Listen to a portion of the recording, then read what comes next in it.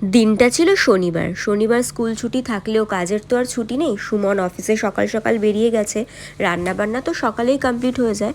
তারপর একটু ঘরদোরগুলো পরিষ্কার করে নিলাম, আর করতে করতে আমার একটু কফি খেতে ইচ্ছা করছিল। কফিটা বানিয়ে নিলাম আর জামা কাপড়গুলো ওয়াশিং মেশিনে দিয়ে দিলাম। কফি খেয়ে আগের দিনের জামা কাপড়গুলো পরিষ্কার করলাম। ঘরগুলো পরিষ্কার করতে করতে মেশিনও বলল আমিও পরিষ্কার হয়ে গেছি। জামা কাপড়গুলো তারপরে ভালো করে রোদে মেলে দিলাম। প্রায় 1 ঘন্টা রোদে রাখলেই রোদের যা তাপ, এখন কিছুক্ষণ পরই শুকিয়ে যায়। তারপর মনে পড়লো যে ও সকাল থেকে তোমার কিছু খাওয়াই হয়নি, আর এত গরম পড়েছিল, ভাবলাম মুড়ি দিয়েই সকালবেলার ব্রেকফাস্টটা সেরে নিই। আর কাশ এরকম তুড়ি মারলেই যদি সব কাজগুলো হয়ে যেত, কি ভালোই না হতো।